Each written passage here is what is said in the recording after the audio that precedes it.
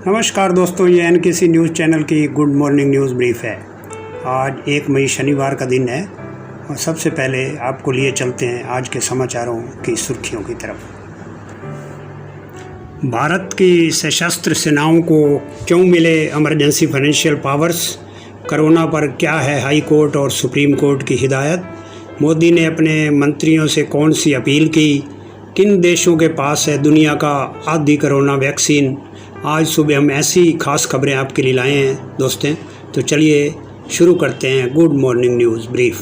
सबसे पहले देखते हैं मार्केट में क्या रहा। बीएसई का मार्केट कैप 207.02 लाख करोड़ रुपए रहा। एक्सचेंज में 52% कंपनियों के शेयरों में गिरावट रही। 3,115 कंपनियों के शेयरों में ट्रेडिंग हुई। 1,320 कंपनियों के शेयर बढ़े। 1,630 कंपनियों के शेयर गिरे। आज के इन इवेंट पर रहेगी नज़र। देश भर में 18 से 45 साल के लोगों को वैक्सीनेशन आज शुरू होगा। हालांकि कई राज्यों में वैक्सीन की कमी इसे शुरू नहीं करेंगे। रूसी वैक्सीन स्पुतनिक V की पहली खेप भारत पहुंचेगी। शुरुआत में सीधे आयात करने के बाद इसे देश में बनाया जाएगा। अब अगले समाचार देश दुनिया से। बंगाल के चुनाव गए तो कोरोना आया। विधानसभा चुनाव के बाद आखिरकार पश्चिम बंगाल की सरकार ने कोरोना संक्रमण को रोकने के लिए सख्त फैसला लिया है। राज्य सरकार ने शुक्रवार को बंगाल में सभी सार्वजनिक स्थल अगले आदेशों तक बंद रखने के आदेश दिए। इस दौरान सार्वजनिक और सांस्कृतिक जमावड़ों पर भी रोक रहेगी। केवल बाजारों में दिन में 2 बार खुलने की छूट मिलेगी। बंगाल में गुरुवार को ही 8वें और अंतिम चरण की वोटिंग हुई है। इसके अगले दिन शुक्रवार को राज्य सरकार ने यह आदेश जारी कर दिया। सैन्य बलों को emergency financial power.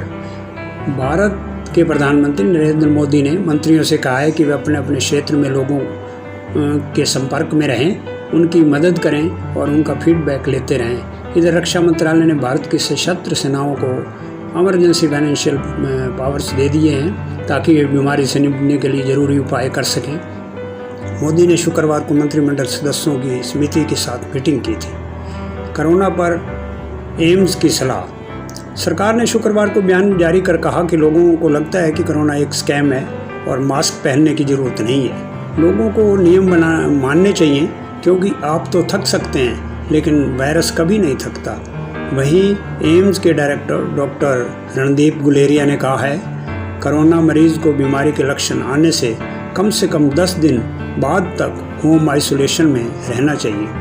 Supreme court की केंद्र को सख्त हिदायत है। ऑक्सीजन और बेड्स की कमी को लेकर सुप्रीम कोर्ट ने शुक्रवार को गहरी चिंता जाहिर की। अदालत ने उन शिकायतों के बारे में केंद्र को निर्देश दिया जिनमें लोग सोशल मीडिया पर शिकायतें उठा रहे हैं। कोर्ट ने कहा कि ऐसी शिकायतों को दबाया न जाए। वैक्सीनेशन को लेकर कोर्ट ने कहा निजी मैन्युफैक्चरर्स ये तय नहीं करेंगे कि किसे कितनी वैक्सीन दी जानी है, उन्हें इसकी आज़ादी ना दी जाए। केंद्र खुद ही क्यों ना सारी वैक्सीन खरीद लेता है क्योंकि राज्यों को समान रूप से वैक्सीन देने के लिए वे बेहतर पोजीशन पर है। दिल्ली हाईकोर्ट की सरकार को फटकार। कोरोना संक्रमण, ऑक्सीजन, बेड की कमी जैसे मुद्दों पर दिल्ली हाईकोर्ट ने शुक्रवार को भी सुनवाई की। जस्टिस विपिन सिंघई और रेखा पल्ली ने कहा कि सरकार फेल हो गई। देश संक्रमण में बहुत बड़ी तेज़ी का गवाह बन रहा है। इसने पूरे मेडिकल सिस्टम पर असर डाला है। किसी ने कल्पना भी नहीं की थी कि ये हम पर इस तरह से हमला करेगा। आईपीएल में पीबीकेएस की आरसीबी पर तीसरी जीत।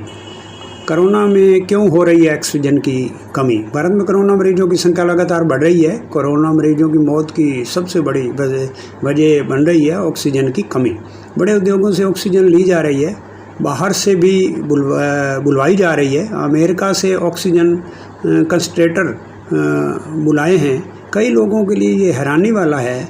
पहली लहर में तो ऐसा नहीं दिखा, अब ऐसा क्यों हो रहा है? आइए समझते हैं। ऑक्सीजन के बारे में पूरी विस्तार पूर्वक जो बात है वो समझते हैं। भारत में कोरोना मरीजों की संख्या लगातार बढ़ रही है। गंभीर लक्षण भी पहले के मुकाबले ज़्यादा मरीजों में दिख रहे हैं। इसी वजह से न केवल नए केसेस में बल्कि मौतों में भी आंकड़ा अपने पुराने रिकॉर्ड तोड़ते जा रहा है। कोरोना मरीजों में मौत में सबसे बड़ी वजह बन रही है ऑक्सीजन की कमी। तकरीबन हर राज्य में ऑक्सीजन की कमी और उसकी वजह से ही हो रही मौतों की खबरें आ रही हैं। देश का प्रत्येक शहरी कोरोना के मरीजों के लिए ऑक्सीजन की कमी से जूझ रहा है। बड़े उद्योगों से ऑक्सीजन ली जा रही है, बाहर से भी बुलवाई जा रही है। अमेरिका से ऑक्सीजन कंसंट्रेटर बुलवाए हैं कई। तो ये थे दोस्तों आज के मुख्य समाचार NKC good morning news brief से। कल मिलते हैं सुबह 8 बजे। नमस्कार दोस्तों, जय हिंद।